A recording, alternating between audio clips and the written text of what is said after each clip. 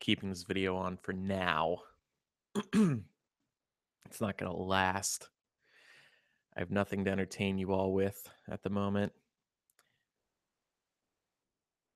It's been a weird recording attempt this week. Elisa's been sick. Now Laura's sick. I'm sick of them. Oh, shit. Hey, girl. Hey. What's up? I just made a joke about you. Hopefully you hear it. About me? What'd you say? I said nothing. Come on. I'm going to see it later. You were live when you did it. I said I'm sick, or Elisa was sick, and then Laura's sick, and now I'm sick of both of you. Oh. Yeah, good zinger, right? I don't think I have enough ice for that sick burn. I think I'm going to have to sit this one out. You sound all right, though. Yeah, that's good, because my ears are all clogged up, so I can't tell if I sound okay or not.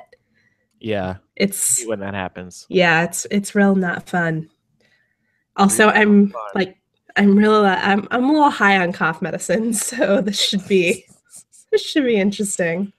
Feeling a little loopy. Fun bonus for the listeners. Yep. Who's drinking Robitussin? Guess who's drinking medicine? That's how you know that we're getting old. Yeah. We start being like, I've had so much cough medicine. Wasted.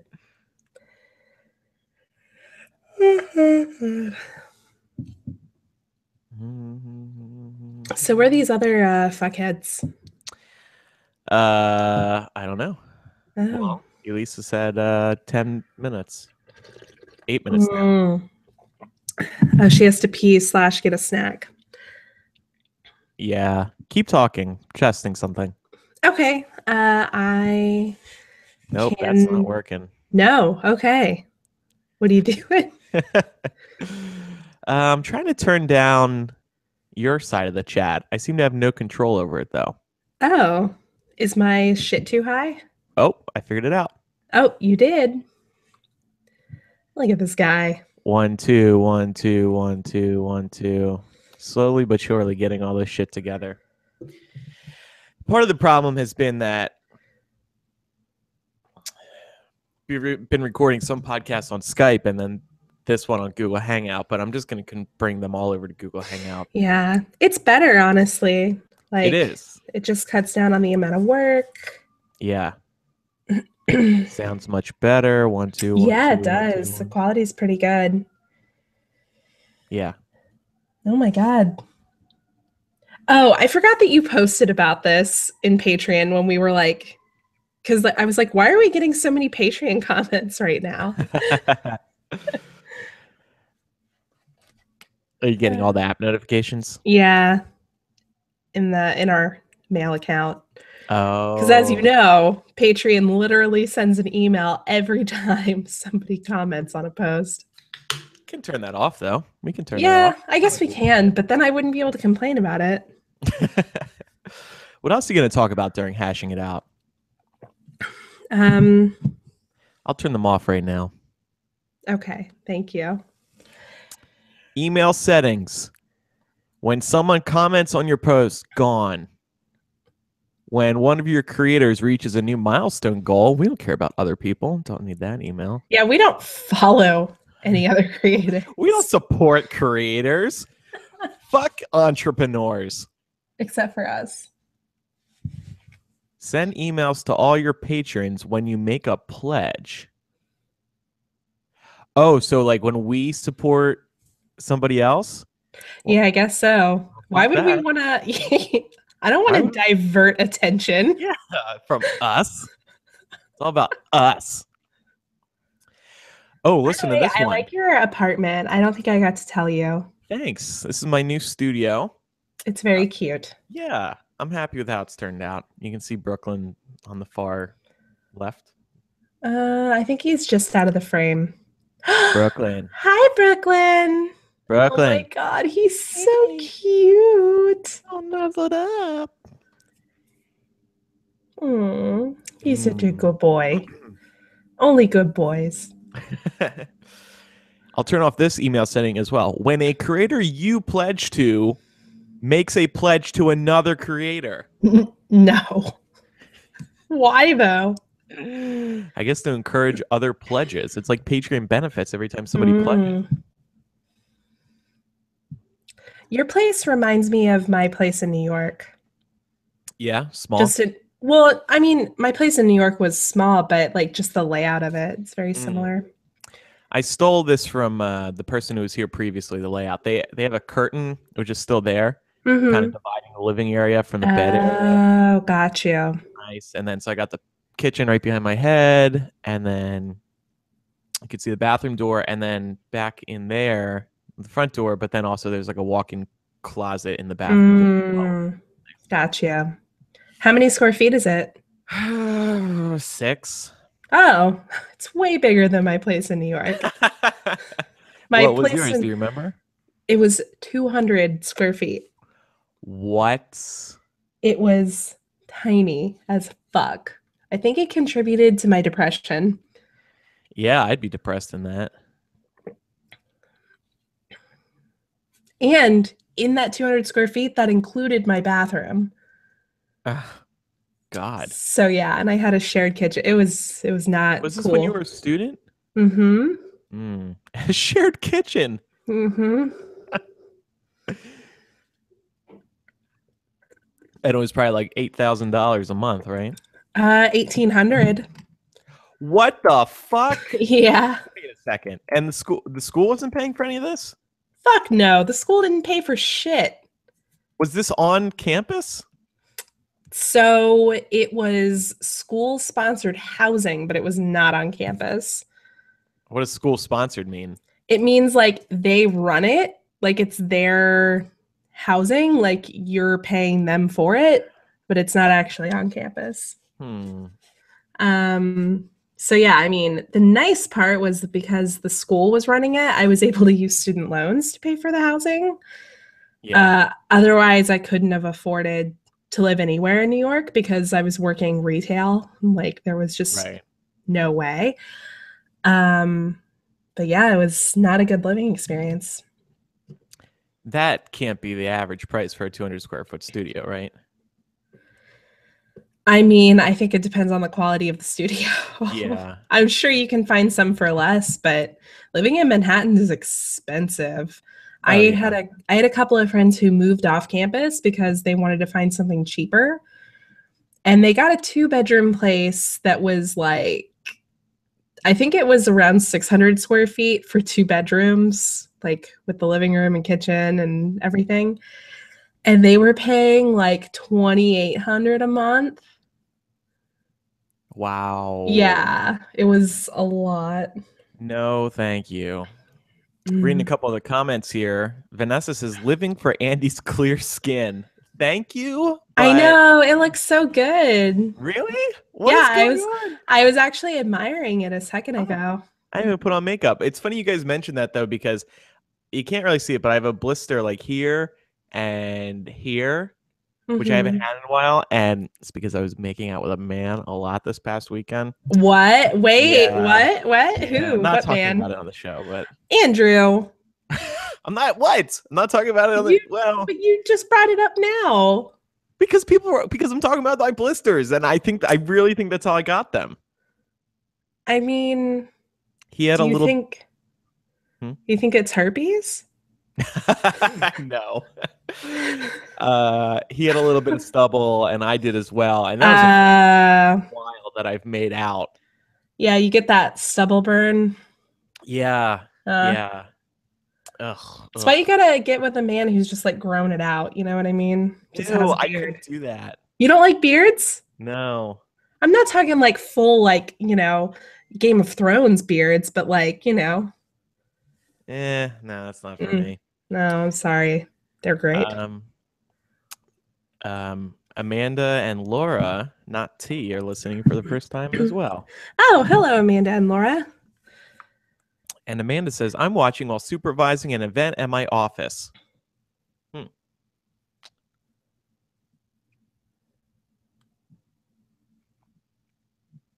Well, I'm drinking a LaCroix rock knockoff as well. what's it called? On the camera, I can't see it. Oh, it's a Target brand LaCroix. Okay. Balanced. It's like $1 cheaper than LaCroix, and I really like the skinny cans because I feel skinny when I drink them. They're all skinny cans, whereas LaCroix, for some reason, like 2 or 3 of the flavors have the regular size, like Pepsi can, or maybe more than that. You seem like they're no. Yeah, you don't seem passionate about it. No, although I am interested in what you just said because I feel like you're probably like their target demographic. Like, we want people who feel skinny when they're drinking like beverages that come from certain dimensions. Like, we want those people to drink our drinks. Well, you know about these, right? What do you mean? The LaCroix and yeah, I know about LaCroix. They're super healthy. Yeah, I know. They're amazing, and I love them for podcasting because I like having that little fizzle to sip on while I'm doing this. Yeah, I mean, honestly, I like regular water, so that's usually what I drink. But I also have regular water here as well. Yeah, I come with multiple fluids per podcast. But see, for me, if I want carbonation, it's Diet Coke. That's always my go-to. Right now, I'm drinking hot tea. Yeah, I should do that for my fucked up throat. Good idea. Probably gonna sound like a man by the end of the show. Hey, it's Laura. I'll be like, bye guys, see you next week. You want to come over, Mark? Let's I think he might get an inverse boner if I did that. Gabby says they are great with vodka or gin. Yeah, they're good mixers.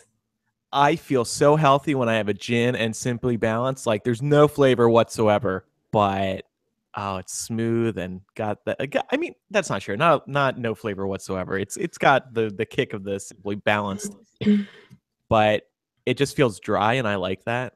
Mm-hmm. You know, we discovered that gin is really good in ginger beer last weekend. Oh yeah.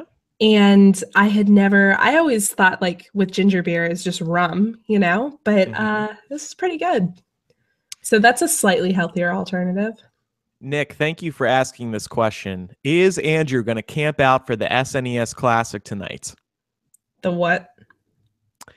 So this is why I didn't bring it up on the show because I don't think Lauren and Lisa care.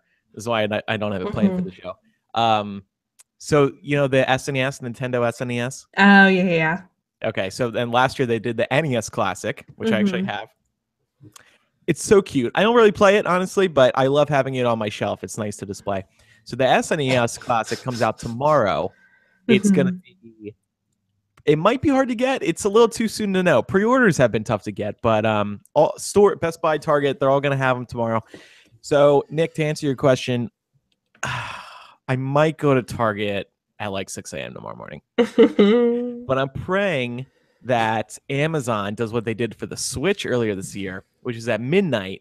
If you live in a city, you can use Prime Now to order one. I almost camped out for a Switch earlier this year.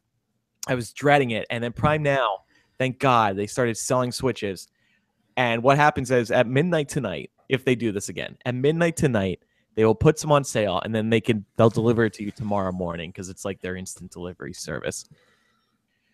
So, how about you, Nick? What are you doing? Did you get a pre-order, or what's your plan? I assume you're getting one. It's gonna have Mario and Mario Kart. Lisa. What? Hey. Hey.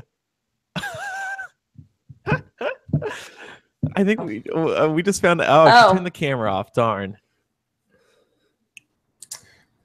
We saw you laying in bed. You know what our contract states. No laying in bed while podcasting. Maybe I'll record like this. How's that? Much better. Thank you.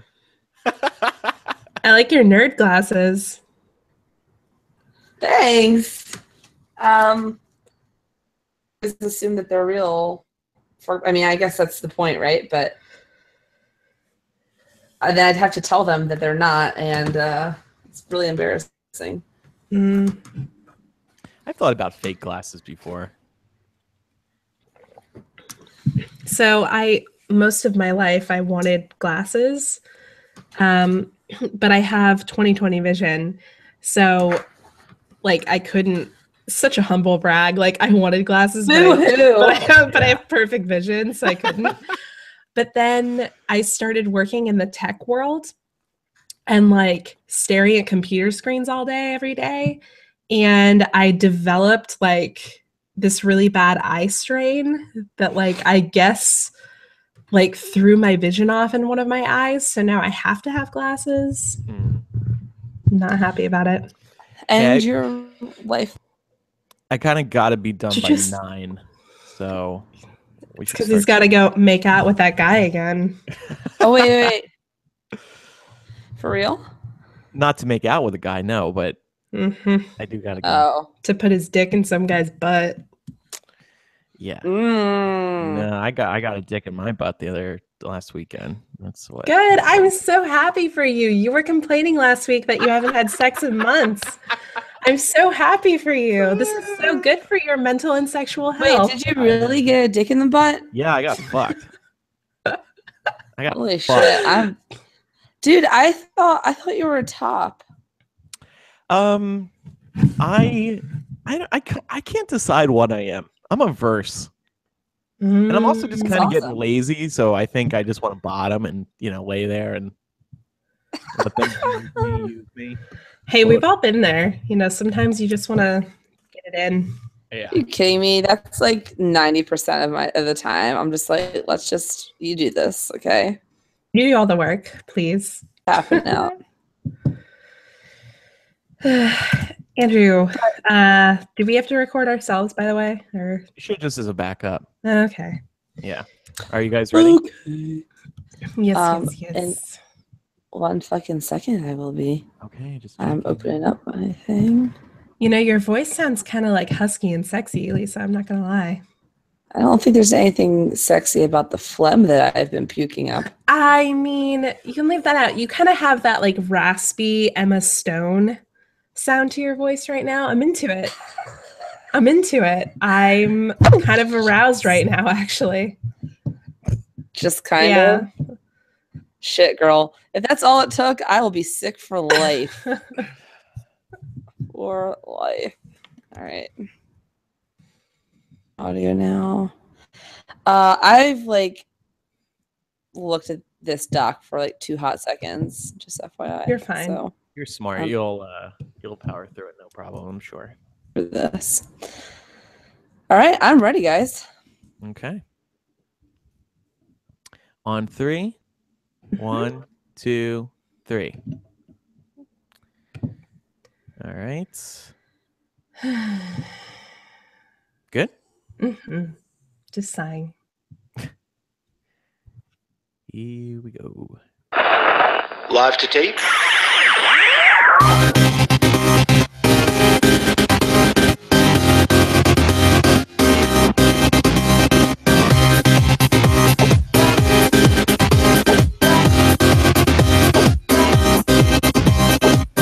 Welcome to Millennial Season 3, Episode 36. I'm Andrew. I'm Elisa. And I'm Laura. 2 sickies in our presence this week. Elisa almost wasn't able to be on the show, but then you put it together. I don't know. I don't know what's going on, man. It's been 2 weeks that I've been really, really sick. I actually went to the doctor for once in my life, and he was like, "Yeah, it really sounds like you have bronchitis. also a very severe case of laryngitis. I lost my voice days. And that's like, when I say lost my voice, I don't mean it was a little raspy and hoarse and it squeaked. I mean, I was a fucking mute. I was just miming my way around life. I couldn't speak if I tried. And I would try, and it just sounded like a fish gasping for air. It was really, really bad. I've never had it that bad before. You're a wreck. I am a fucking wreck. Falling apart at 30. Here, actually, Seriously.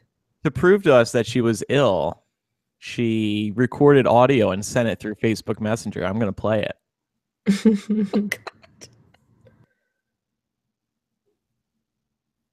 Oh, God. Just a fair warning.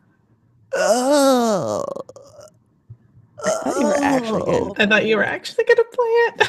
Instead, it wasn't playing? you're taking a poop. No. Okay. I think the listeners heard it. No. Anyway, so on today's show, we're going to talk about a few news updates. A conversation has sprung up in the Facebook group that we're going to talk about. Something sad happened to one of our listeners. Oh, shit. But first, we want to reveal the winner of last week's, the person who was drinking last week. Did we have people vote? Did we post the poll? No. Oh. It was Laura. It was me. Laura. I was drinking last week. I was pretty happy You by the end of the episode. Yeah, you were. Didn't you have a whole bottle of wine? Yeah. So when Elisa and Brian were down here, they literally bought like 10 bottles of wine, I think, over the course of their time here. Oh my And when they left, 4 full bottles were left in the fridge Yeah. untouched. And I hear a really loud echo. Sorry. Okay. And so I was like, well, I mean, free wine, whatever. It's, it's sweet as fuck, but still drink it. So I got one of those and I just sat here last week and drank straight from the bottle for the episode because I'm classy. Good for you. We all wish we could drink like you. I know. It's a gift and a curse. Speaking of drinking, I had an encounter this past weekend that was it made me sick, and I was so angry about it for the following hour.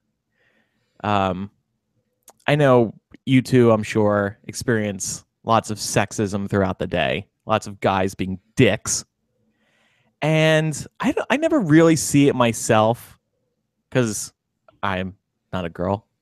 But over the weekend, I was at this bar. It was a rooftop bar here in Chicago. And me and my friends, including our mutual friend Kevin, one more drink, Kevin. Have one more drink. Have one more drink. One more drink. He was a mess that day, by the way. Spilled wine all over his white shirt. Apparently, he blacked out the next day. I'm pretty sure that's like every time I've ever hung out with Kevin. But it was so bizarre because I was going drink for drink with him and I was completely fine. And yet he was like a total wreck. But anyway, so we go up to this rooftop bar, and to get down, you obviously got to take an elevator. The main elevator isn't working.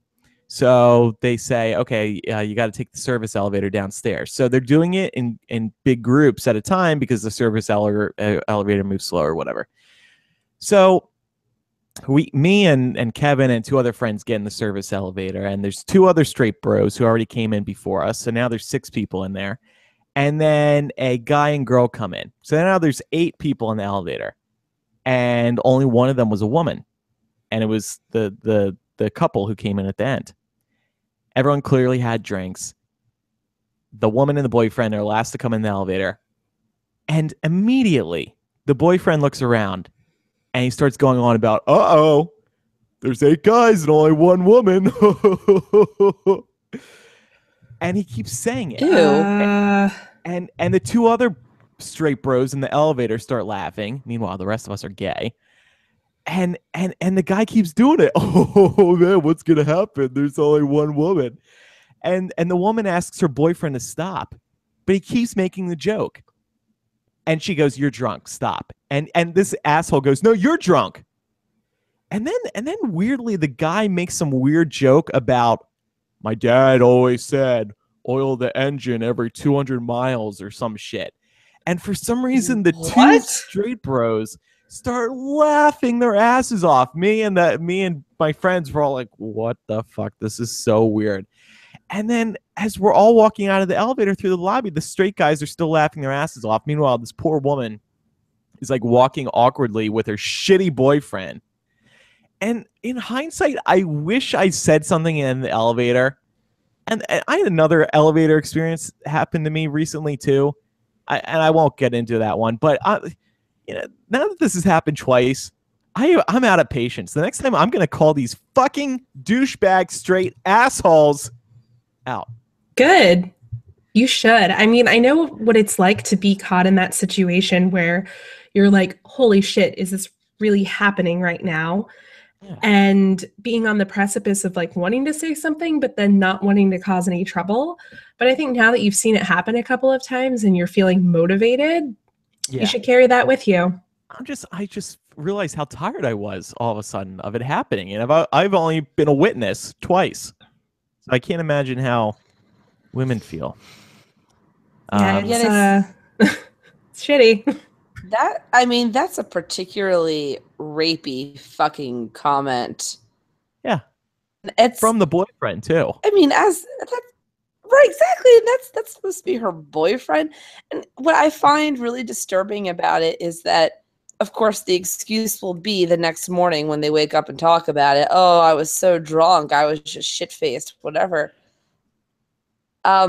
There is no amount of alcohol or crack cocaine you could give my boyfriend to make him joke about, like, or other boys fucking me. There is nothing you could give him to make him joke about that. So I don't know that it's completely an excuse. I feel like certainly it contributed, but ultimately he's just a douchebag. Yeah, exactly. Alcohol or not. Yep. I agree. So that upset me. I even angry tweeted about it. And then somebody said, "Oh, I can't wait to hear about this on Millennium." Oh. So here we go, talking about it. Well, I know this sounds really kind of, I know this probably sounds patronizing, but in seriousness, I think it's kind of nice that you even cared enough to like say something on social or to bring it up on the show. Like, yeah, a lot of people witness that kind of thing and pulls off their back, and it doesn't even really cross their minds to buy it, frankly. So at least, you know, you're a good person. Thank you. Yeah. I have a question. How many of you in the elevator were gay? 4. Okay, so in total, the gay guys outnumbered the straight guys. Yeah. So next time you find yourself in that situation, you should pipe up and be like, "Oh, 4 gay guys and 3 straight guys. What's gonna happen?" Yeah. I'm trying to remember that night. I had a good comeback that I wanted to say to him when I was thinking about it in hindsight. I can't remember it now, but I just know that if I said it, I would have gotten my face punched in, and I didn't want this being like Beyonce and Solange. You're kind of trapped in an elevator. You can't really do anything, and the guy would have kicked my ass. So, wait, what was the comeback? I can't remember. I just remember thinking, "Yeah, that was good." That would have got him. Great story. By the way, here is Elisa on Death's Door the other day. Just a fair warning, this is how my voice sounds today. Just a fair warning, this is how my voice sounds today. Oh boy. Wow. That was and to be honest with you, that was days after it had recovered too. So that's, you sound like you're about to cry. I'm doing pretty good. All right, so no, just throw up. Let's call one of our listeners. We're going to call Felicia in Cincinnati for Surprise Bitch.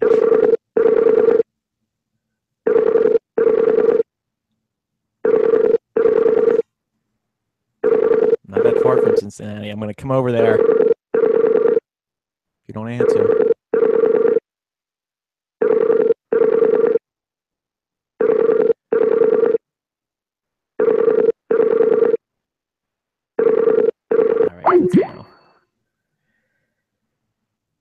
Let's try. Well, Let's try calling Jen for surprise bitch today.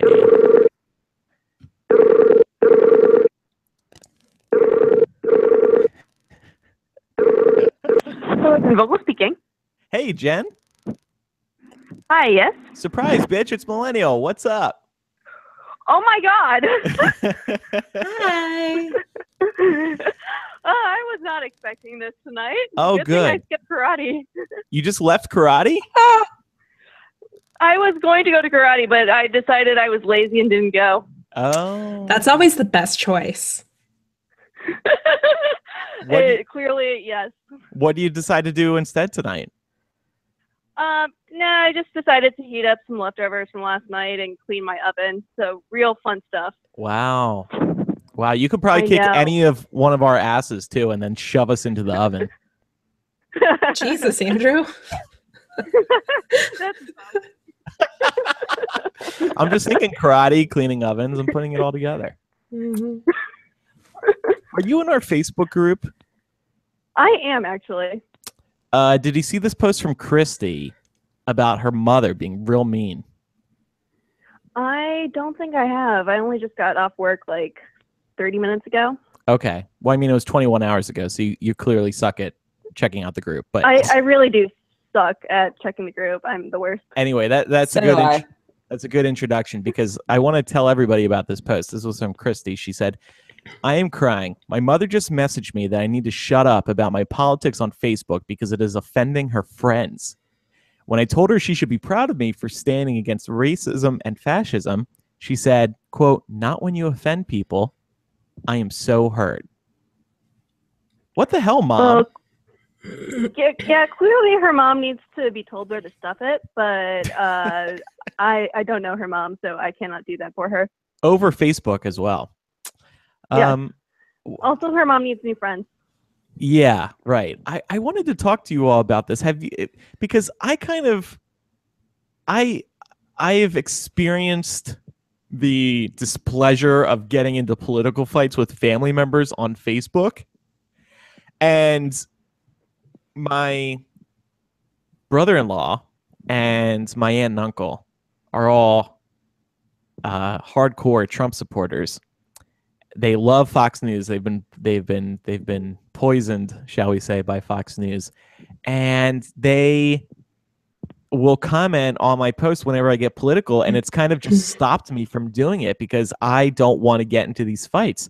But then I don't want to unfriend them either. On the other hand, like it sounds like in cases like Christy, you just got to unfriend these people, and maybe your mom as well. Yeah, I ended up during the 2016 election just muting a bunch of people. I did not want to go through the why did you unfriend me kind of song and dance with. So I just kind of muted people, and so now I basically just see all my liberal rebel friends. But my grandpa is on my mom's side is just basically one of those people who has Fox News blaring at 90 on the volume all night long or all day long.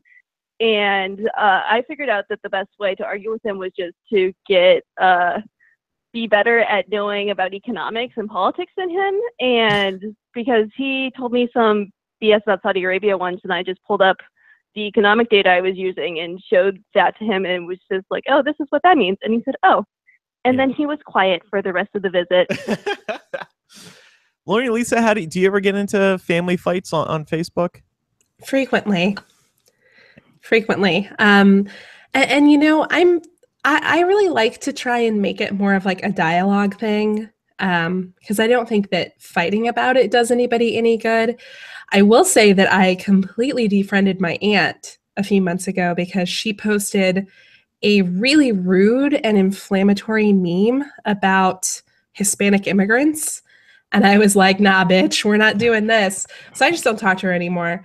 But apart from that, I have quite a few conservative family members. I know many of them voted for Trump. For the most part, the ones that voted for Trump stay quiet because I think they know they should be ashamed, even if they don't actually personally feel ashamed. I just enjoy posting stories about things that are particularly incredulous about this administration. Just this like sort of a, see, look here, look what's happening now, guys. And Yeah. they rarely respond to it these days because they know. Yeah. They do have some good responses. Mm-hmm. Facts. I wish there was a feature to prevent particular people from commenting or from allowing my posts to show up in their feed. Like I know you can block posts from appearing on to certain people, but then like it shows that it was customized or you can't do it publicly then. And then what also annoys me is like, can people get some lives instead of getting into political fights on Facebook? Just my wall is for my opinion, not yours. Maybe more people just need to clean their ovens instead of doing anything fun. Mm-hmm. Right. Be productive in your kitchen. Elisa, how do you feel about this? You lost me at the kitchen part. Oh, I Elisa, do you remember the time that I got into a fight with your aunt on Facebook? yeah, that's what I was going to talk about. Okay. I mean, probably the only vocal, at least, Trump supporter that I have in my family is my aunt. And right after I think it might have been on Inauguration Day, during all of that mess about crowd sizes, we got into a fucking fight about the crowd sizes, and she was trying to tell me that, like, you know, it was like, oh, they're huge, the numbers were huge, and she had this whole narrative about like how the media was out to get Trump and you can't trust the photos that they were posting. And I'm like, what the fuck? And Laura didn't realize that this was my aunt. Not like, frankly, I gave a shit, but she didn't realize it was my aunt. And she just fucking like went for the jugular. I don't even remember exactly what she said. It was nasty. It was bad enough that my brother text messaged was like, oh God, Aunt's just not gonna be happy about this. It was bad. It was funny though. I loved it. When I realized it was your aunt, I stopped. I was like, oh, okay, I'm not I'm not about to like alienate somebody in Elisa's life that I might potentially meet, you know, when she gets married or something. Oh, it doesn't matter. You mean when she marries you? Yeah, probably. Although I'm guessing this particular aunt would not be supportive of that union, so she probably won't be there. Kill two birds with one stone. Well, love the best crowds at our wedding. Yes, the biggest. Period. Biggest wedding. My brother-in-law once posted a Trump thing in the comments of one of my political posts, and one of the Hypeable writers who was new at the time called him out on it, and he didn't realize that it was my brother-in-law, and then they kind of got into a little back and forth quip, and then this writer did realize it was my brother-in-law, and he private messaged me, and he felt so bad because he didn't realize he was fucking with my relative. It was something. Anyway, Jen, thank you for your support. Thanks for listening. You're welcome. What else are you cleaning and you're tonight? welcome for answering. Yes. Tonight, probably. Oh, seriously. Probably not that much. Okay. All right. Well, maybe listen I'm to really this. boring. I'm sorry. It's okay. It's fine. What's life like in Arlington, Virginia? It's good. It's funny that we're talking about political things because I work in a place where I can't really be too political, and I have to really watch my social media. So, I've kind of avoided a lot of Facebook fights just because I can't really do that right now. Yeah. All right. Makes sense. Have a good night. You too. Bye. Thanks. Bye. Bye. Jen was good. She was engaged. Jumped right into the conversation. I love it. Anyway, I just wanted to bring up that thread because I think all of us can relate to Christy's story on some level, but it is also really upsetting that her mom wasn't on her side. She should be on her side.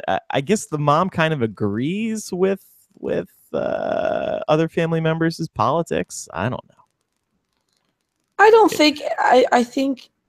Yeah, it's disconcerting to me that if somebody else is offended, that is somehow your responsibility. I think I mean, clearly if you do something that's outrageous and just like racist or sexist or whatever, and that's offensive, then yes, that is your responsibility. But in a case of simply sharing your views and your beliefs form, nonetheless, like if someone's offended by that or upset by that, like just they can just not read it. Yeah. That's not on you. So let's talk about some news. It's been a busy week. The big story, thanks to Trump not shutting up about it on Twitter, has been this NFL story with some of the players in the NFL following Kaepernick's lead and taking a knee. Remember, that whole thing started, Kaepernick started that a long time ago, by the way, because he was protesting innocent black people getting shot and killed. And that brought up a heated debate when it first occurred. Kaepernick, by the way, hasn't been hired since. It seems like teams are scared to pick him up, what kind of backlash they might face, which sucks. And then Trump jumped into the debate last Friday when he was at this rally for this Alabama wannabe senator. He lost, by the way, earlier this week. But he jumped right into it, calling these football players sons of bitches if they take a knee, saying they should be fired. And it rallied his base. And that was the key here. Trump saw that finally he could get his supporters excited about something. And it was essentially being racist again. And, I mentioned my brother-in-law and my aunt and uncle. Oh, they were all in on this. They were all in on this Trump fight. And how do we feel about this? Elisa, I know you watch the NFL regularly, don't you? Yeah, I do. I'm a football fan, but I just, part of me realizes that this is conversation to have for multiple reasons. And then the other part of me doesn't want to talk about it at fucking all, because that is the entire strategy here. Trump talking about this and taking a position on football players and protesting is just red meat for his base. It's because he knows up, he hasn't been able to pass anything he intended to pass. He's just losing allies left and right. And even his base is starting to get frustrated with him and his inability to achieve anything that he said that he wanted to achieve. And so the only thing that Trump really is good at, the only thing he's ever truly been able to accomplish, is initiating culture wars. That's where he lives. That's where he's able to make a difference, so to speak, is by dividing people and dividing the nation over like this one. And so he sort of reverted back to his old child's self, because he needed validation. He needed a way to get people back on his side again. And sure as shit, here they are. I really know a lot of folks who are politically very moderate, some of them politically even very liberal, they hate Trump for him as president. But they agree with him on this. Boycotting the NFL, they think is bullshit, and they're very upset and pissed off at these NFL players. And so he has successfully gotten people on his side and bolstered his base all at the same time. So I'm a little reticent to give this the time of day, even though I know we need to, I guess, is my caveat to all of that. But my too long didn't read thoughts are like that the same demographic of people who call other people snowflakes for being too sensitive suddenly can't handle a few people taking a knee in protest of police brutality. I find it ironic that the people who go around, freedom isn't free bumper stickers to their fucking pickup trucks as though we should be accepting open war as the price of freedom, but not NFL players taking a knee. I don't understand. I don't understand any of it. And I think that one of the most damaging narratives that's come out of this is that there is a right way to protest. And people are saying, listen, I'm not against, protesting in general. And I even agree that these folks have a right to do this. I'm just saying there's a right way and a wrong way to protest. And that taking a knee during the national anthem is disrespectful to the flag and yada, yada. And you can do it in other ways. You can make your point in other ways. And I just think that misses the point. And I disagree. I agree with that. I think that, well, the point of protesting is to start a dialogue, is to have a conversation. It's to get people's attention. And this has succeeded in that. The only wrong way to protest, violent protest. That's it. That's it. Bottom line. There is no peaceful protest that is inherently wrong in its tactics. And it doesn't make any sense to me to say that these people are disrespecting the flag or the anthem or the country. These people love the flag. They love it enough to do something about it. They love it enough to improve it. And I don't get it. I don't get it at all. None of it just doesn't make sense to me. Laura, any thoughts to add? Laura, you're on mute. If you wanted to say something, or you just ran away. You're on mute on Google Hangout. One of the debates that they've been bringing up. Sorry. It's okay. Go ahead. Did you want to say something? Yeah, I didn't realize that I was on mute on the Hangout. I apologize. I think one of the really bizarre things about this is how Trump has so successfully managed to conflate the issue of people taking a knee during the national anthem with the American flag. Like, now when I hear people complain about this, it's all complaining about that flag stands for the tens of thousands of military men who died for your rights. And it's like, they're not protesting its existence. They're not protesting the country. As Elisa said, they're protesting the fact that the country is facing a lot of really grave social problems that are not reflective of what we claim American values are. Right. So it doesn't make sense. So do we think racism actually is in play here? Yes. I do too. I do too. I think that certainly that's true. I also just think it is also people who just don't believe that police brutality towards anyone or any race is a real problem or a real thing. They just believe that the police are after you, or if the police are beating you or killing you, that you deserve it, that you're a criminal. And their lives are really that black and white and that simple. Experiences to tell them otherwise. And so I think that it's really not even real. It's not so much about the manner of the protest as it is the substance of the protest. But therein lies the problem. The problem isn't that they're taking a knee. And I think that even those arguing against these NFL players know that. They know that. The problem is what they're protesting for. I guarantee you, if those NFL players said, we're protesting against abortion. We're protesting on behalf of all the babies' lives that have been taken. And we're going to take a knee because this is how we show respect to all those dead children. I guarantee you, different conversation right now. Yeah. So it's the substance of what they're protesting.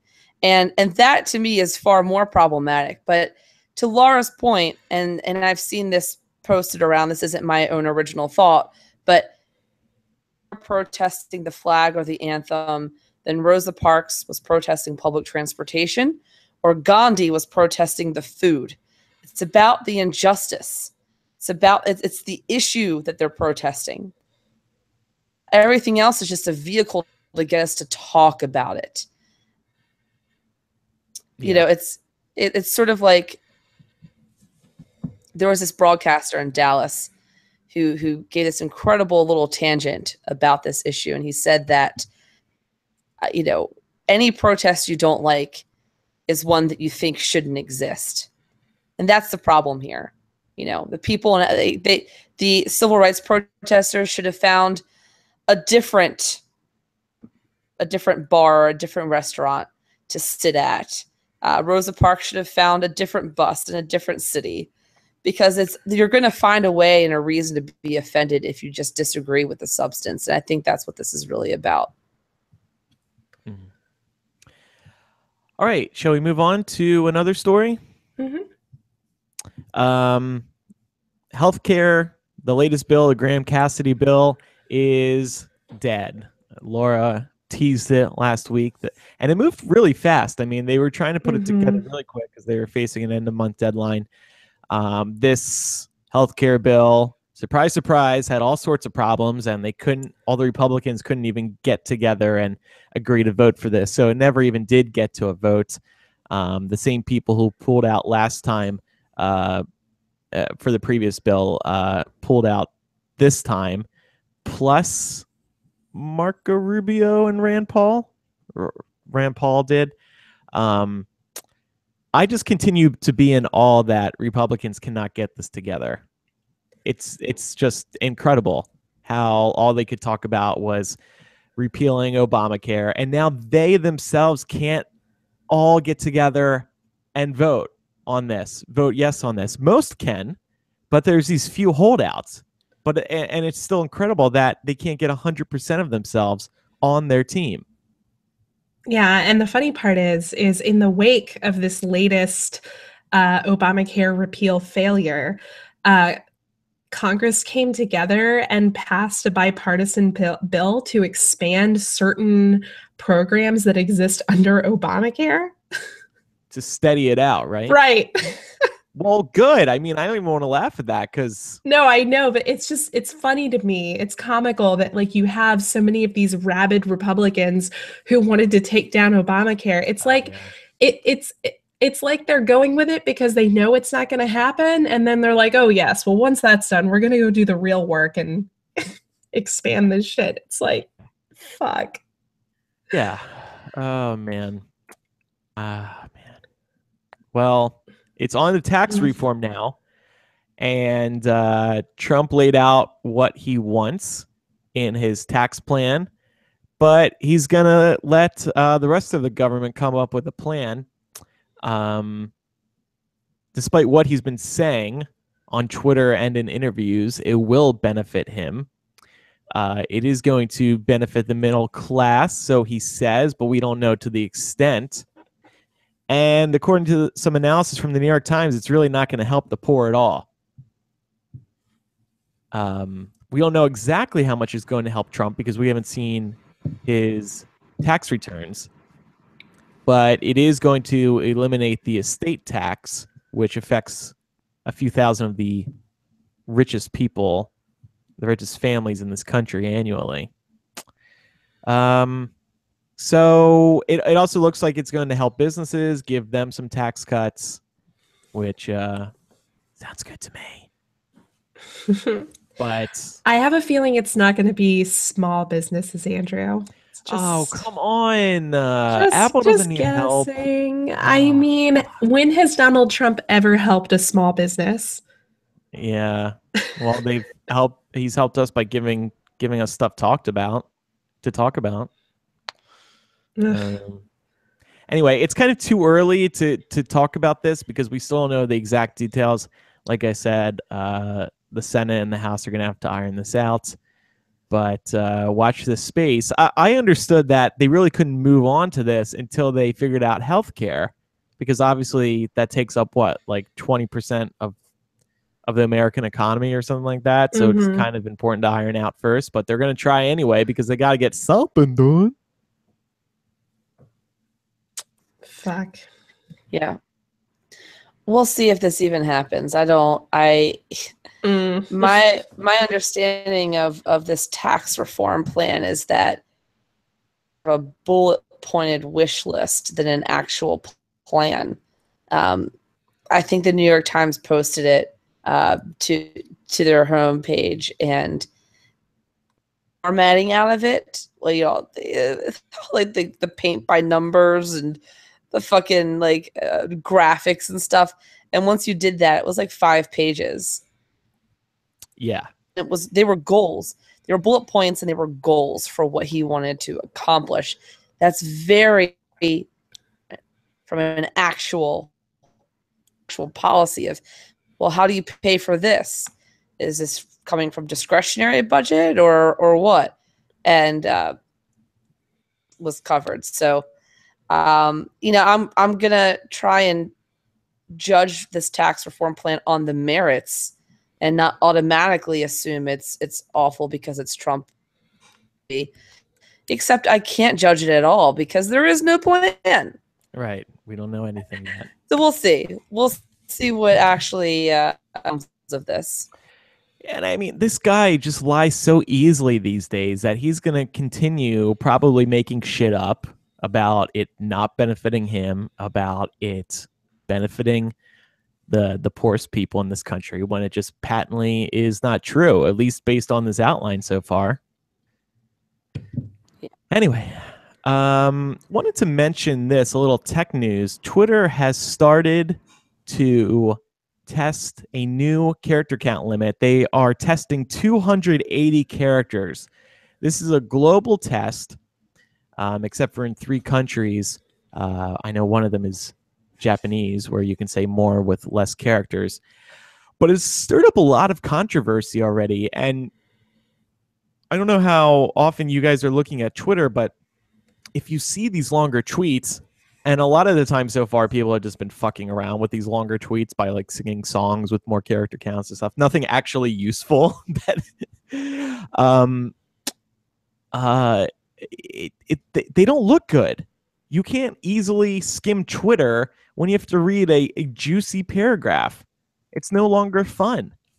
And I just have a hard time seeing them actually cancel the higher limit that they already started. Like, I can't see them going backwards if they've already given it to, like, say 5% of people or whatever the real statistic is.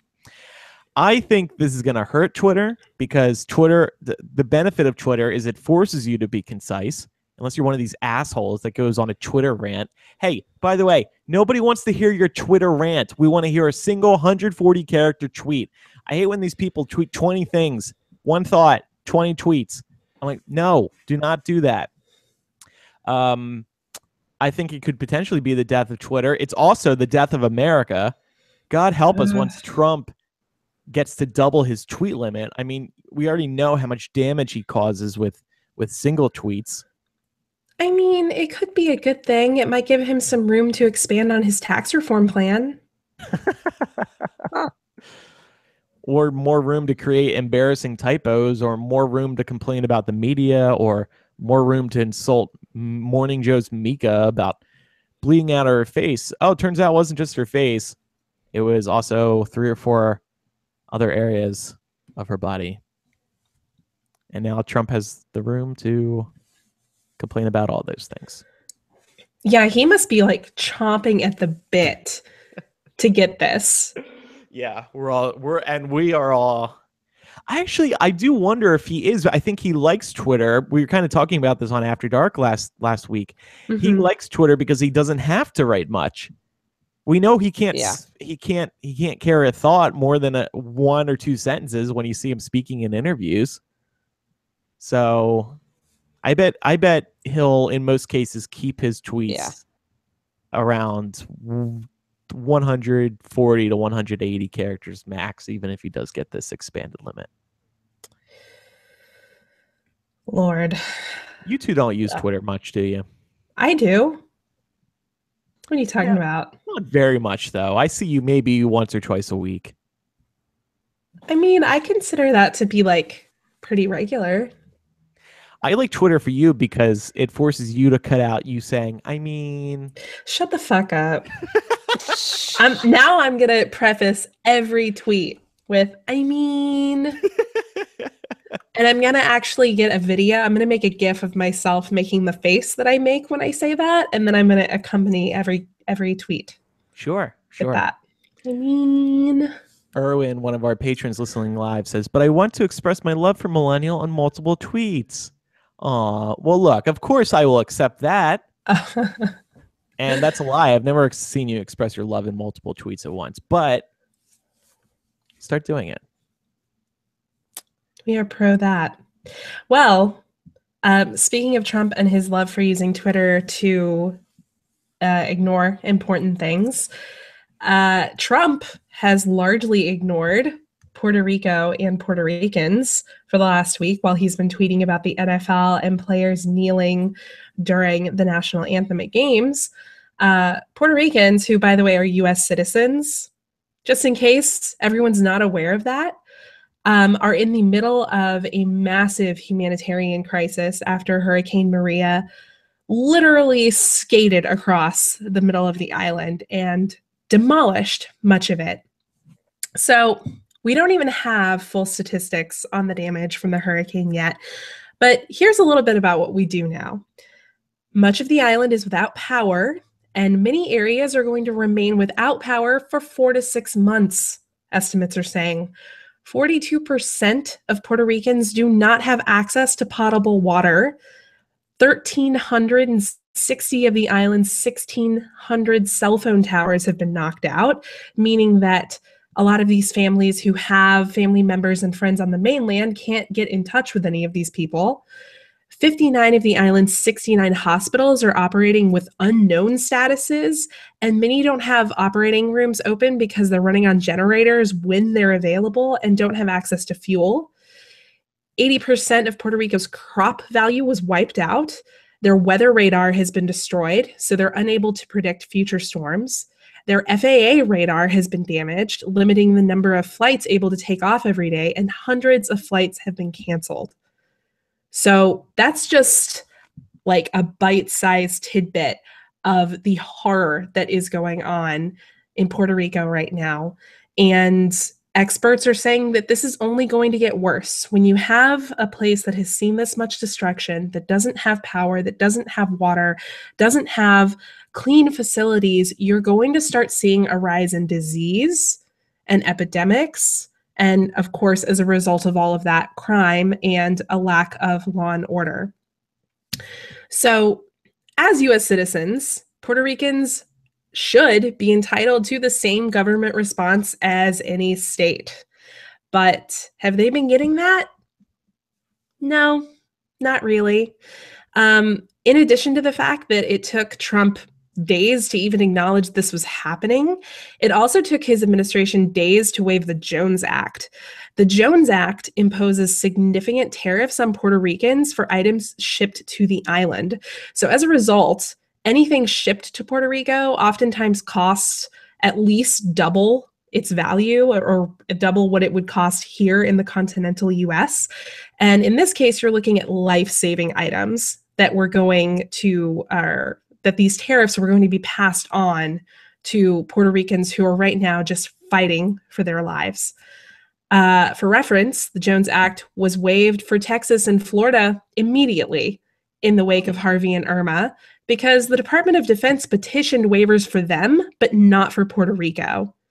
And on Wednesday, when Trump was asked why this wasn't happening yet, he cited, quote, business interests as his hesitation for not waiving it.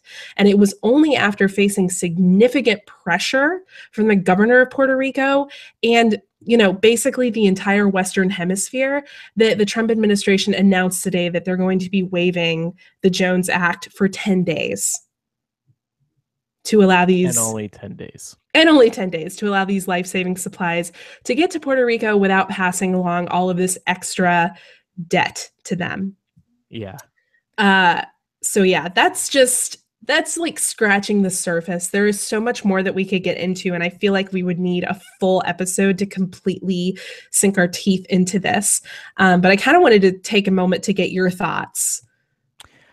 Well, an overarching thought I keep having is that Trump seems to have it in for Puerto Rico. He Mhm. like just does not care. He may not have known that Americans are in Puerto Rico, and he might still not believe it. He does really seem to lack caring. I mean, one of the most damning tweets on this was when he said the other day, Texas and Florida are doing great, but Puerto Rico, which was already suffering from broken infrastructure and massive debt, is in deep trouble. And he went on to say that much of the island was destroyed with billions of dollars owed to Wall Street and the banks, which sadly must be dealt with. So he's saying that Puerto Rico owes Wall Street and the banks too much money, so we can't help them out. Like, yeah, and I'm like, why the fuck does that even matter right now? These Right. are American citizens. I get that their island is in debt, but like people are actually dying. There are reports of people dying in the hallways at hospitals because they're not able to receive adequate treatment. I think we can deal with the debt later. right, and you just don't see this come up with other natural disasters. No. Bush didn't fuck up Katrina because of some debt. Well, I mean, he did fuck up Katrina, but it wasn't because of debt. Right. And I mean, the other irony in this, of course, and this isn't just me bringing this up, this is like the internet. People are like, so how about like Trump, if you want to help them out with that debt, how about you pay Puerto Rico back for the $33 million tax burden you put on their backs when you defaulted on your bankrupt resort? Zing. That would help them with quite a bit of it, I would think. But yeah, it's a complete cluster. People are having a hell of a time getting out. And the people who are stuck there are really in dire straits. So I wanted to make sure to plug a couple of organizations that people can give to if they're inclined and if they have the means to do so. One is called United for Puerto Rico, and it was actually spearheaded by the First Lady of Puerto Rico, Beatriz Rosselló. UNICEF is doing a program right now where you can donate $28 and that will buy one basic survival kit to be distributed that contains things like hand sanitizer and like water tablets to purify water for drinking, Band-Aids, flashlights, things like that. And then the NVOAD, I don't know if that's how you pronounce the acronym for their organization, but it's the National Voluntary Organizations Active in Disaster. And what's really cool about them is they're organizing the collection of materials like bottled water, hand sanitizer, construction materials, clothing, anything like that. So if you're not able to give monetarily, but you have items that you can donate, they are organizing the collection of those things. So I highly recommend going to their website to check out how that would best work for you. And we will definitely link to all of these organizations in our show notes. All right. Is this going to look very bad on Trump in the months ahead? Is this one of his major fuck ups? Biggest fuck up so far? God. If this were a normal presidency, then I would say this would haunt him the rest of his presidency. But it's not normal. He's done equally heinous things, I would say, close to, and it hasn't hurt him a bit. So I'm not sure, to be honest with you. And unfortunately, I think that I don't know how much I trust the general population to care enough about Puerto Rico either for this to hurt his support. Yeah. I mean, one of the more disturbing things that came out through this whole story about Trump and Puerto Rico was that half of Americans, 51% of Americans polled, didn't realize Ricans are American citizens. All same taxes. They have American U.S. passports. They are Americans, and people don't even know that. Let alone don't even know that. Go ahead. There are 3.4 million Americans in Puerto Rico, that's more than 21 states in this country's populations. Mhm. Not combined, There but you go. separately. Yeah. I mean, it's huge. Yeah. It's huge. And this is, I think, this is a national disgrace to have our own citizens facing months without electricity. I mean, they only have one hospital running right now for the entire island. One hospital. Already dozens of people have died because the hospitals don't have power. They can't help anybody. So this is, I mean, these are American citizens who are dying. Guys, if this were happening in Louisiana, Massachusetts, this would be plastered all over the New York Times for the next 2 months. Mm-hmm. Well, and just a few weeks ago, during Hurricane Irma, a Navy hospital ship was sent to the Florida Keys. Why hasn't this happened for Puerto Rico? Oh yeah, that's the other thing. Trump keeps talking about how hard it is to get over there. So you can get some fucking boats over there. Yeah. It's not part of the what's the phrase? The continental US? Yes, right. Yeah, But it's like what? Like 100 miles off the coast? Like fucking bite me. Hawaii is not part of the continental United States either, but something tells me if this were happening on Oahu, very different story. I hate to say it, but I think that, and you want to know what the real story should be here. Once they get the humanitarian aid that they need, what we should remember from this, the legacy of this story, should be how important it is that they have voting power. Because I guarantee you, if they had influence over our elections, if some politician's job was on the line, they would be getting the help that they need. This is about representation. Great point. Because of that, that's why they're facing this crisis. Part of it undoubtedly is just, racism and prejudice and people not caring about Puerto Rico for those reasons. But a very large fucking part, I would go so far as to say the majority of the reason this is happening is because they don't have representation. There is no one to care about in our system of government. And that's why it's important to have a member of Congress and to be a fully fledged state, because it forces everyone else to give a shit. That's what we should be taking away from this. This is the best, most poignant argument for statehood that I've seen. Agreed. I want to end this on a little bit of a bright note. Hamilton creator Lin-Manuel Miranda is putting together a song for Puerto Rico. Seems to be an original song. He says he's calling up lots of Puerto Rican artists to get them a part on it. And it's going to raise money to help out Puerto Rico. So Lin is swooping in to put in more work than the president is. So at least there's that.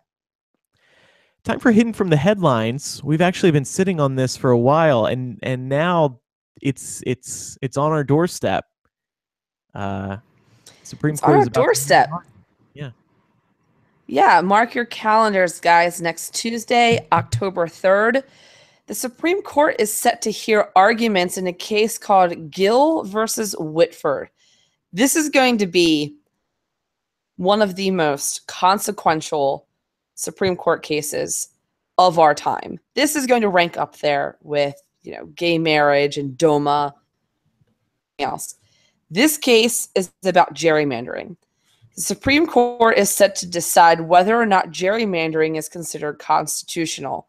Now, I know we've talked about this before, but for anyone who doesn't know what gerrymandering is, it's basically when your representatives' constituents, instead of the constituents choosing the representative. And the way it works is that in most states, state legislatures have control over drawing the district maps. And so let's say that Republicans are in power in your state. They can decide which district falls under. And they can draw these maps in crazy fucking shapes so that they can guarantee that conservative neighborhoods all fall together in the same district.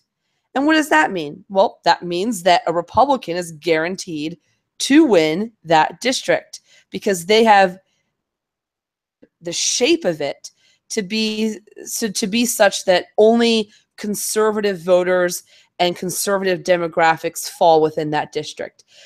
You're cheating the system. It's basically a way for parties, both Democrats and Republicans, to guarantee that their guy will win. Because state legislatures have control over congressional maps. So this case, the Supreme Court case, is going to determine whether or not that is constitutional. The problem with it, it's a little bit of an uphill battle, is that it's Supreme Court. The question isn't whether or not it's right. It's not whether or not it's fair or moral. The question is purely whether or not it's constitutional. A lot of times people get upset, understandably, with Supreme Court decisions because they're like, oh, this is so wrong. This is so unjust. And that may all well be true. And oftentimes, Supreme Court justices agree with you that that's true.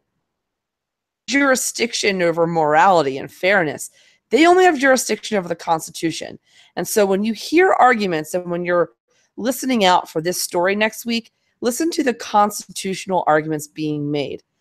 We suspect that there's going to be constitutional arguments that are going to be fought. One is freedom of expression, the First Amendment.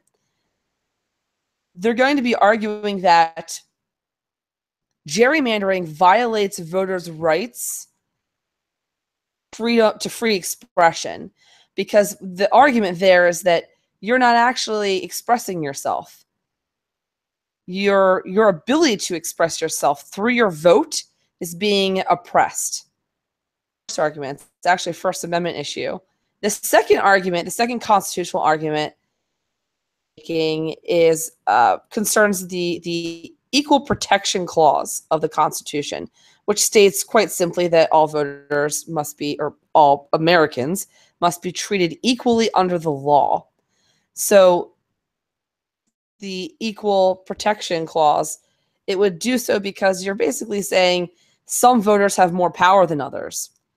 Some voters matter more than others. So you're therefore not equally protected under the law. So those are the two constitutional arguments we can expect to hear, I think. And I think they're compelling. I think they're very compelling. And Justice Kennedy actually said in one of his past decisions for a case called Veith versus Jubiliner, he actually said he believes that gerrymandering might, quote, it might violate the freedom of expression guaranteed by the First Amendment. And that's from Justice Kennedy, who, of course, is the main swing vote. So we have some hope, I think. We have some hope that gerrymandering is going to be deemed unconstitutional, but we shouldn't get too excited because it is a very conservative bench right now. I'm really pulling for this, guys. Like, this is big. Yeah. This to me is just as, if not more important than any other issue that's come up before the Supreme Court in our lifetimes, because it directly concerns democracy and, frankly, whether or not we even have one. This is about whether your vote matters. Yeah. All other issues stem from this issue. Your voice and your opinion, if you get to choose your elected official, and if that choice actually fucking makes a difference. So I think for this, and I really, really hope that there's a lot of outcry and media coverage on this case next week. Yeah, I hope so too. What makes me nervous about it is I feel like so much of proving that gerrymandering is damaging is kind of hard to do. And I hate to say that, but I know that originally when the Supreme Court opened up the floor to like challenging gerrymandering challenges in the 80s, it basically said that plaintiffs had to prove that districts caused intentional discrimination against a group and that there was actually a discriminatory effect on that group as a result. And based on those standards, like nobody was ever able to prove a case against partisan gerrymandering. So I feel like I don't know. I don't know what to expect. I don't know either. I really think this is one of those cases that could easily go either way. And a lot of that does have to do with the makeup of the Supreme Court right now. You've got some great legal minds on there, including some of the conservative ones, but I get nervous. I get very nervous about conservative justices being too literal in their reading of the Constitution, because that's really where it stems from. They read the First Amendment.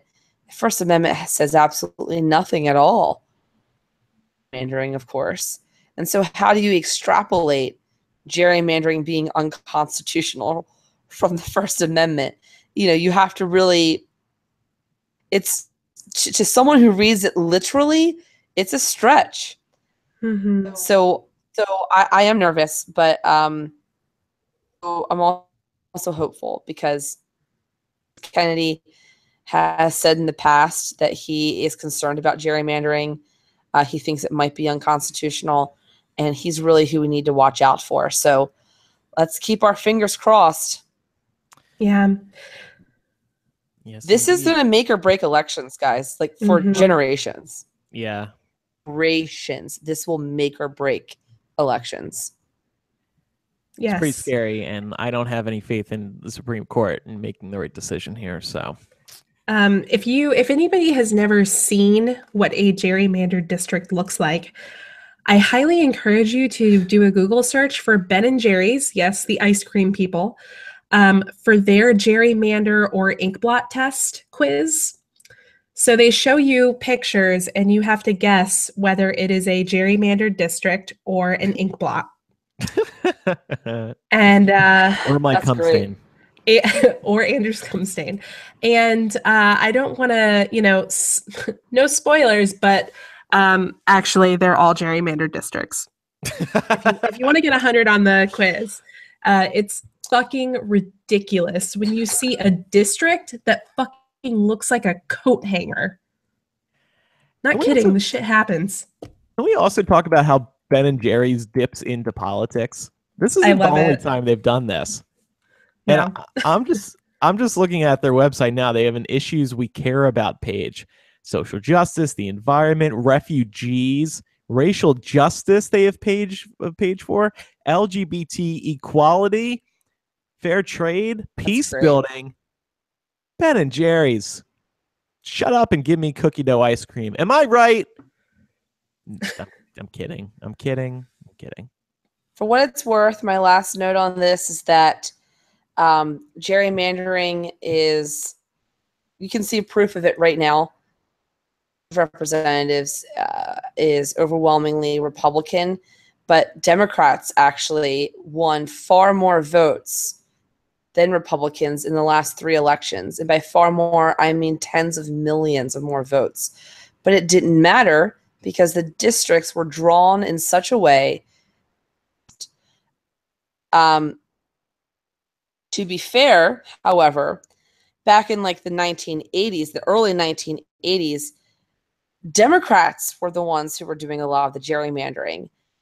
Laura's point, when the last time this came up before the Supreme Court, Democrats were the ones who argued in favor of gerrymandering. Of course, the tables have turned now because it's no longer in their self-interest. But I consider myself pretty liberal. I consider myself largely Democrat, but I also try to be fair. And the reality is that gerrymandering is an issue that both parties have manipulated, both parties abused, and it's not right, no matter who is doing it, undemocratic, and our votes should matter. That is maybe the most basic tenet of any democracy, is that your vote. And I don't want to hear any bitching from anyone on either side of the aisle. And also to give credit where credit is due, a couple of weeks ago, a bunch of Republicans, some prominent Republicans, letter to the Supreme Court. They actually submitted an amicus brief to the Supreme Court arguing against gerrymandering. And they acknowledge that right now their party is benefiting from gerrymandering disproportionately. But again, to their credit, they said they didn't care that it was undemocratic. Some of these Republicans included President George W., Arnold Schwarzenegger, John McCain, some big names. So, I know we're shitting on lately, but there's some good ones out there, and I'm hoping that their voices are heard in this. Yes. Rashni says, we need some socially conscious companies to combat the hobby lobbies out there.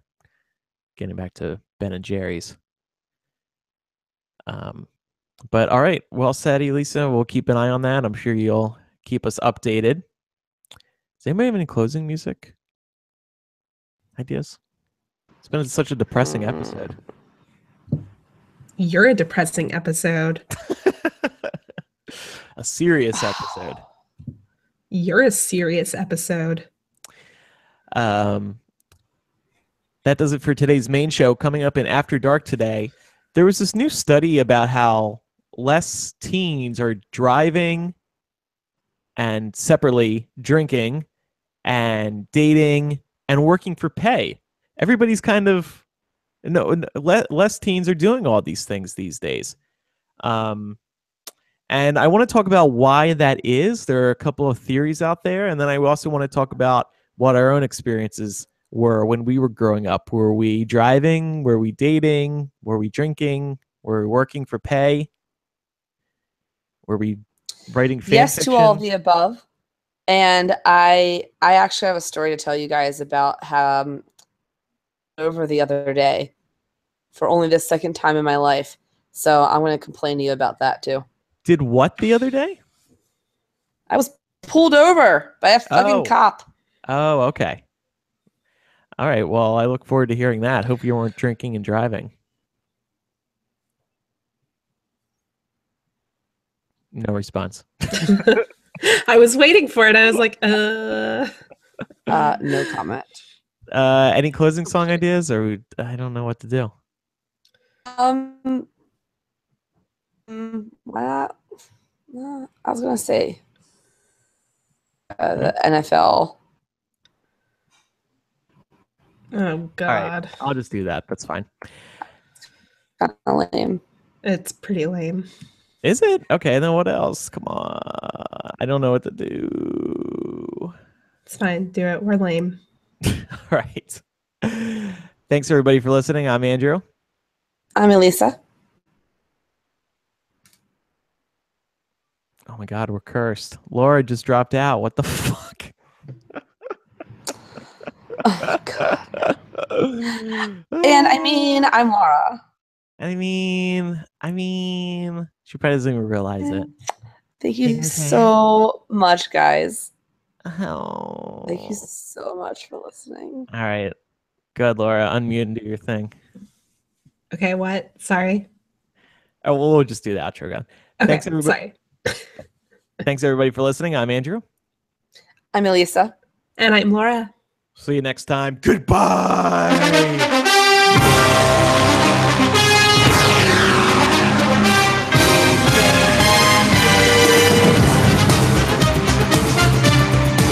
Everyone has to take me now.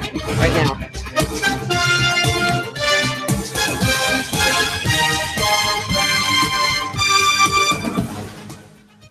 I love Halo Top. Did we talk about that last time, Laura? We did. Yeah. Oh my God. Fucking Halo Top. Yeah. So good. Yes. Yes. So good. Wow, that's the most excited I think I've ever heard Micah. Yes. Yes. Yes, women. Yes. Halo top. Yes. Cock. Yes. All right. Breastfeeding. Here, you guys ready?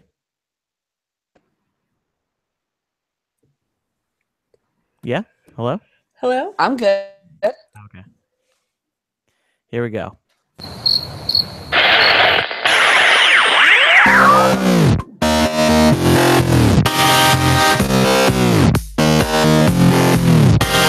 This is After Dark for Season 3, Episode 36. 36 divided by 3 equals 12. Checked out perfectly. Oh my god. Perfectly. I love a good round number. What am I? Divisible. It's divisible. It's what's that hell the freaking am I trying to think of? A whole number? A whole number? No, that's not. Something to do with fractions or something. I can't remember. Anyway. Well, anyway, 12 equals the number of dicks Andrew got in the butthole over the weekend. That is untrue. There I you just go. had one dick in the butthole over the weekend. Oh god. Oh god. Start coughing. Uh-oh. But while getting fucked, I said to myself, I said out loud, 36 divided by 3 equals 12. Oh God. I'm figuring out. At least it's relevant now. Coming. So there was this report in the Washington Post I thought was interesting. Teens are increasingly not drinking, not driving, not dating, not working for pay compared to the 70s. In this Washington Post article, you can see how there's been a good 20% slide across having a driver's license, ever dating, trying alcohol, and working for pay between 1976 and 2016. One psychiatrist who was interviewed for this piece said it could be because it's fear-based. So teens are looking at the scary world out there and they're saying, oh, I don't want any part of that. I don't want to grow up.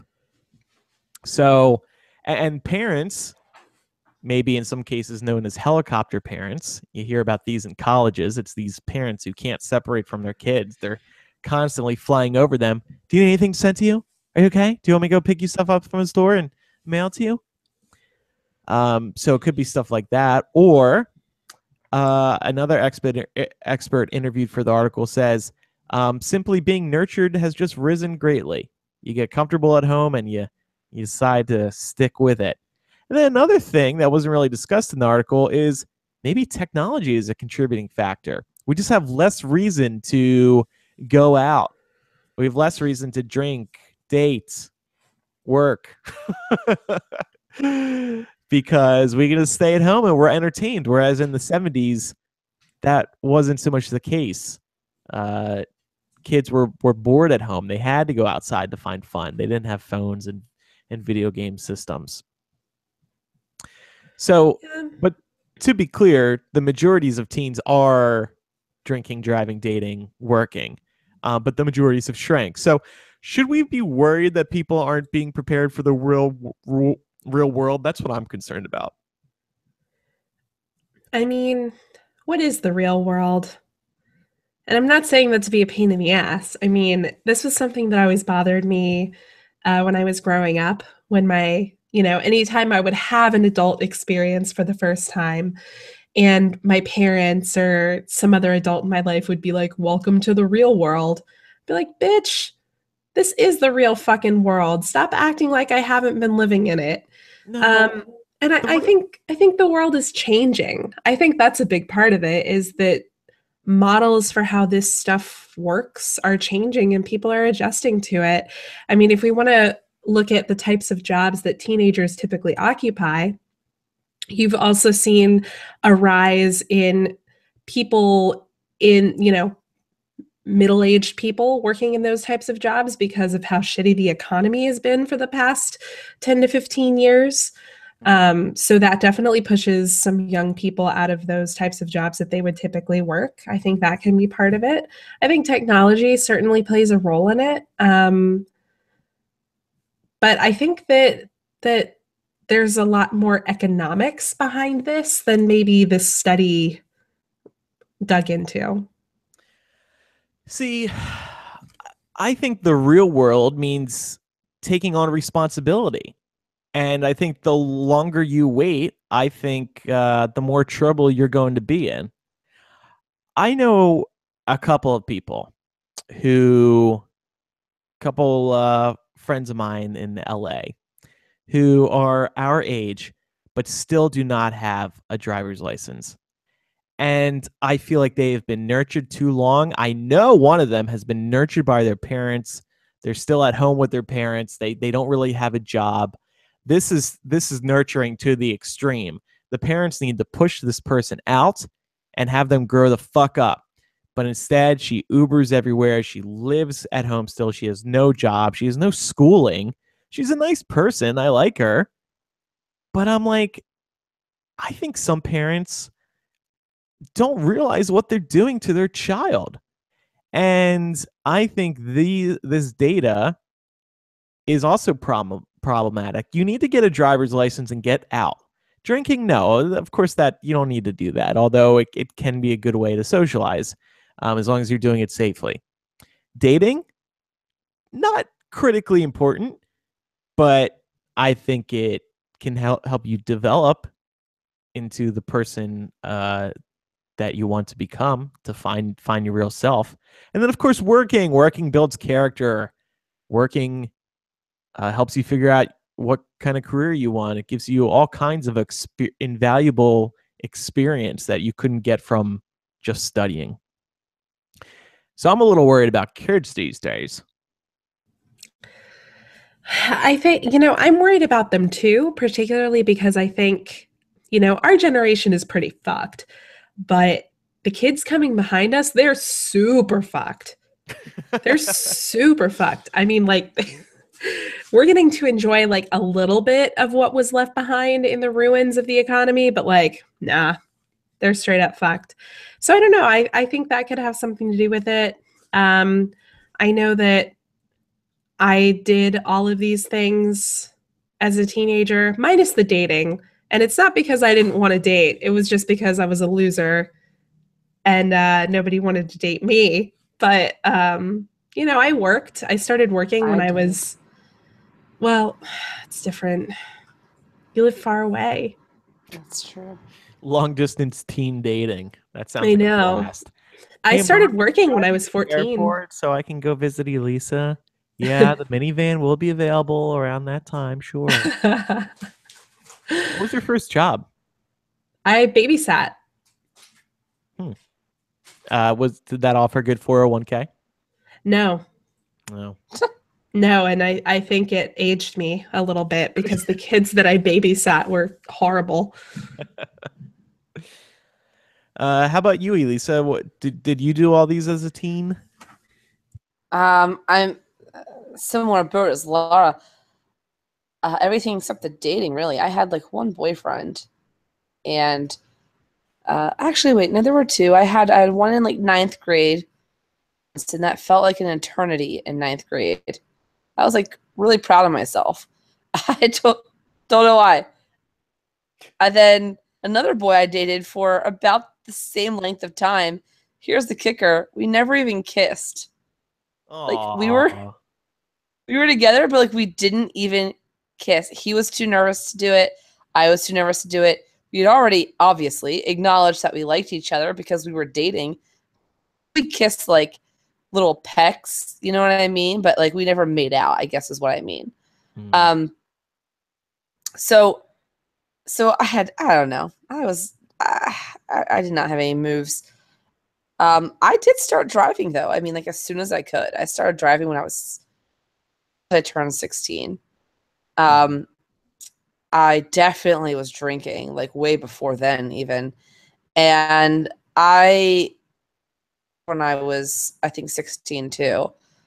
Yeah. So, but you know what? Like, this stuff happening less probably has less to do with the teenagers themselves and more to do with the world that they've grown up in and that we have left to them.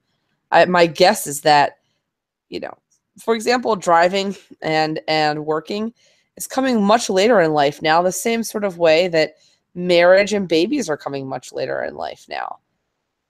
Sort of moved up a decade.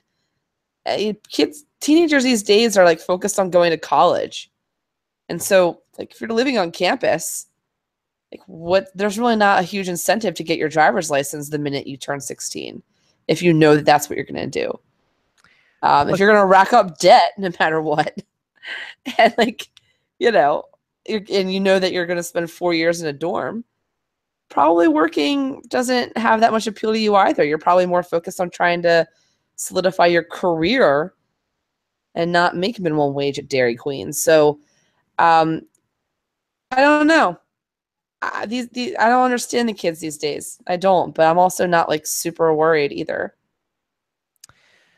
Yeah, I'm sure Uber is a factor too. I think less and less people will probably be getting cars. I know, like, I've always loved having a car, but being in Chicago now, I am barely using it. And I'm like, fuck, I'm paying $300 to pay it off per month. And then, another like 60-ish for insurance.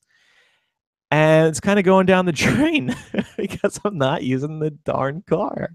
Well, So, the auto industry is another one of the industries that millennials are killing.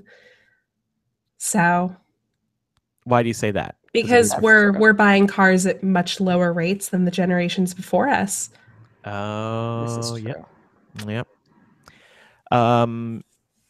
So what kind of advice will you to give to your children as they grow up? Will you encourage certain types of activities to set them on the right path? Will you encourage them to date? Will you encourage them to get a job? I think that's one of the biggest questions. Yes. Yes. Absolutely. At what age? As soon as they can. I mean, somebody's got to join in and help support this podcasting lifestyle that I've got because, this does not pay all the bills.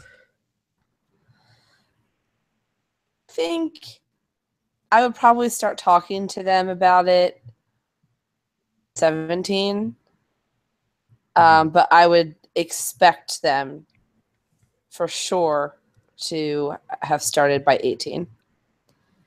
On one hand, I'd want my kids to learn the value of what it takes to make a dollar, and also forget the money element, just the work-life balance element, having to juggle a really busy schedule and still maintain a social life. Those are all skills that, the earlier you learn how to balance that and maintain that, the better. So one part of me thinks that. The other part of me, though, thinks you're only a kid once, and I also would want to enjoy not having to, because once you start, you never stop. That's just the rest of your life now. Just savor it. And so I'm sort of two minds there. Speaking about driving, Melissa, who's listening live, she says, I am 22 years old and do not have a driver's license. I have 2 bachelor's degrees completed concurrently and have a full-time position in my field. Not having a driver's license has not stopped me from being an adult thanks to apps like Uber and increased public transport in my area. I just don't think that having a driver's license is as necessary today as it was even 10 years ago. Don't get me wrong, in some areas it is definitely necessary, but I don't think it should necessarily be used as a marker for adulthood anymore. I guess I do agree with you. In the case of my friend who I was speaking about earlier, she does not have a driver's license, not have a job. She does drink a lot. So you absolutely are adulting perfectly. And there's nothing wrong with what you are doing. I am curious, though, what area you live in, Melissa, because I feel like unless you're in a big city, it's hard to get around without a car. Like, yeah, you have Uber and maybe like a bike or something. But I like, what happens when you like just want to go to Chick-fil-A? How do you just like get wherever you want for the little things in your everyday life?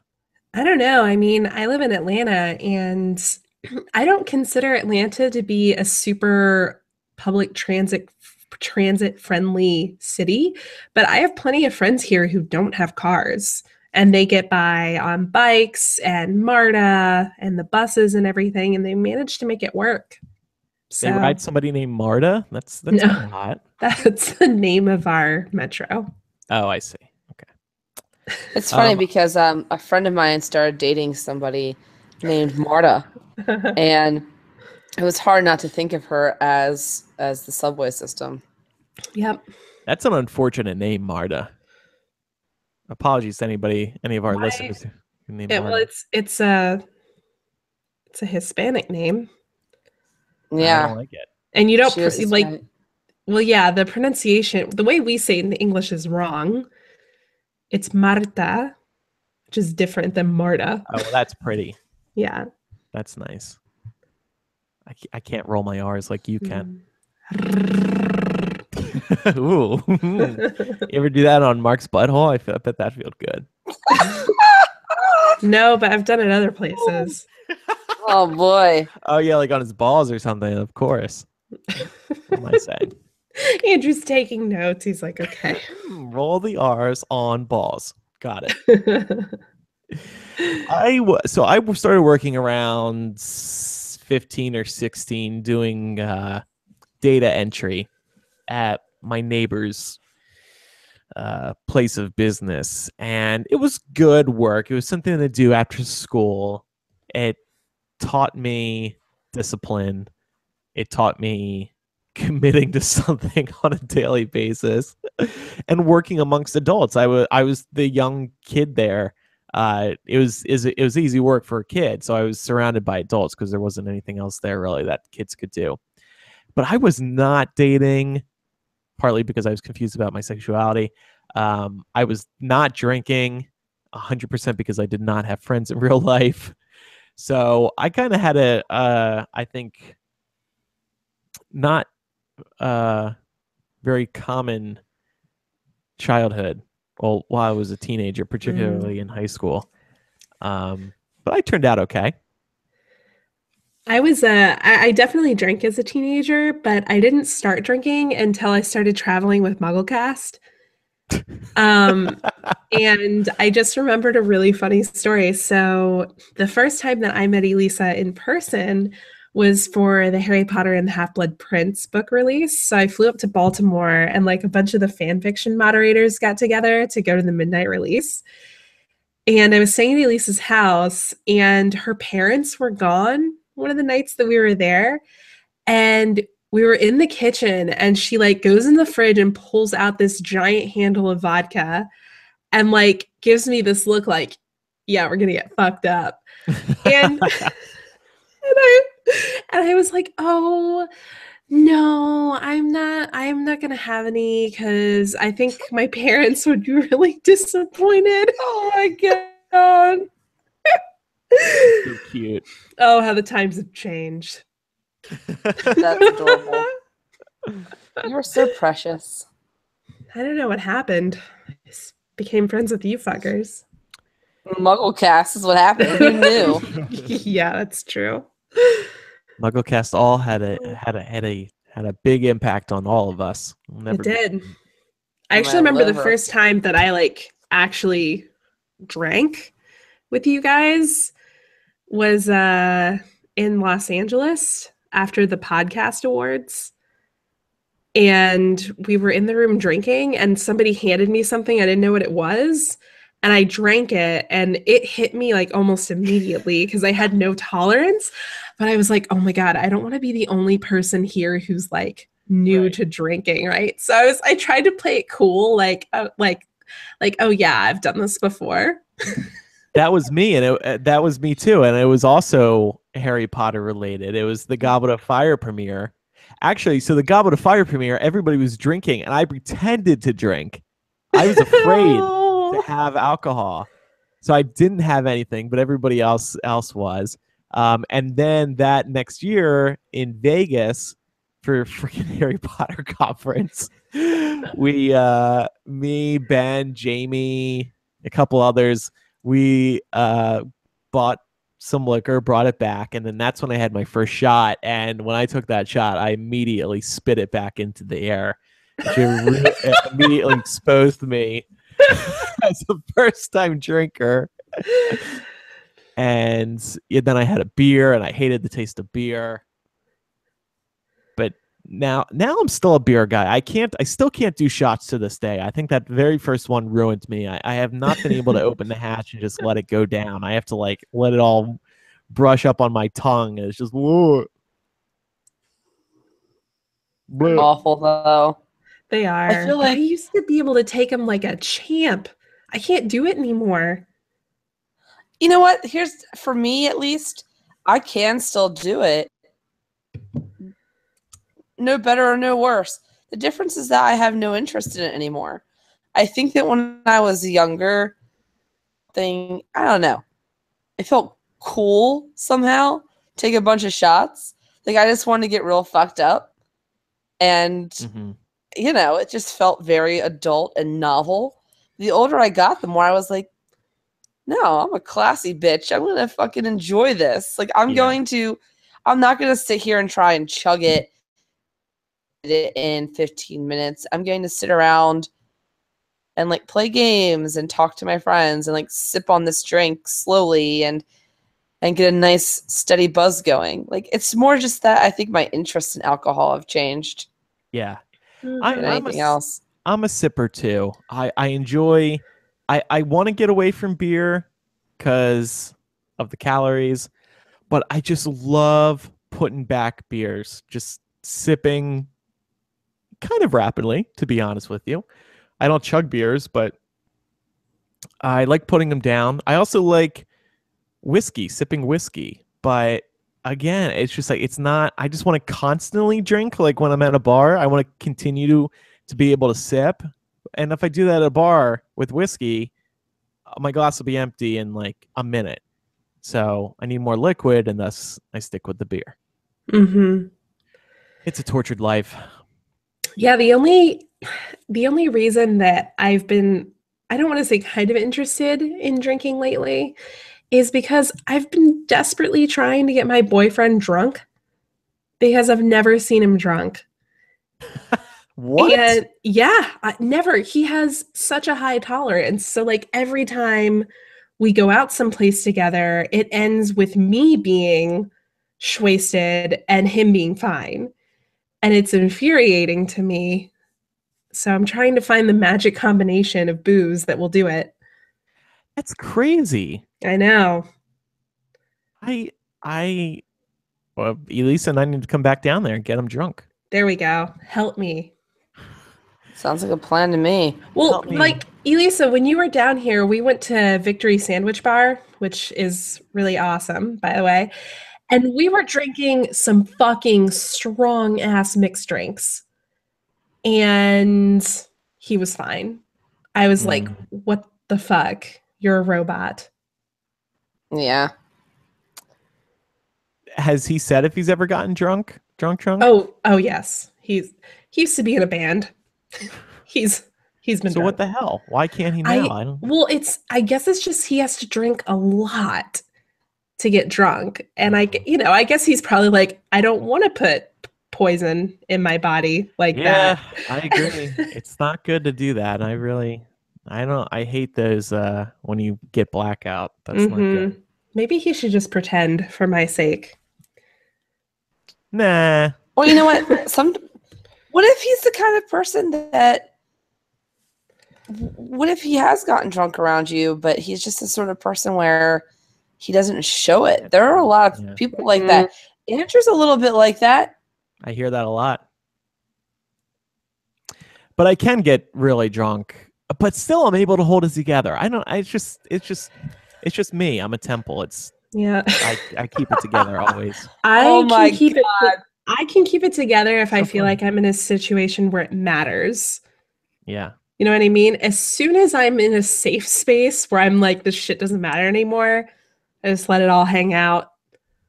All right. In, Well, like, that my wraps up. car. Yep. That wraps up After Dark. What did we learn here today? Teens are doing less of the adult things at an earlier age, but that's okay because the times are changing, I suppose. Yep. But keep drinking, kids. The kids Wink. are all right. All right. Thanks, everybody, for listening. Thanks for your support, and we'll see you next time. Goodbye. Bye. Bye, guys. All right. Send those files over, and I got to go. Patrons, thanks for listening. Mm-hmm. Go get your butt fucked. Boop, boop, boop, bop. Open up my butthole real wide. Real wide. Real wide, huh? Mark's coming over soon. Hey. Gonna get him drunk. That sounds good. I'll watch that. As long as you record it, I'm okay with it. Laura, when are we doing Landy? Speaking of that, can you squeeze it in tomorrow? I was gonna say, do you want to do it tomorrow? Yeah. What time would that be? I'm off work at 6, and I'm working from home tomorrow, so I can do let's it do that. as like 6:15. Yeah, that's good. Cool. All right, cool. All right. Bye. All right, and y'all. send those audio files if I didn't say that already. Yeah. What is this? 6, right? 336. Okay. Awesome. right. Thanks, guys. Yep. Bye. Bye.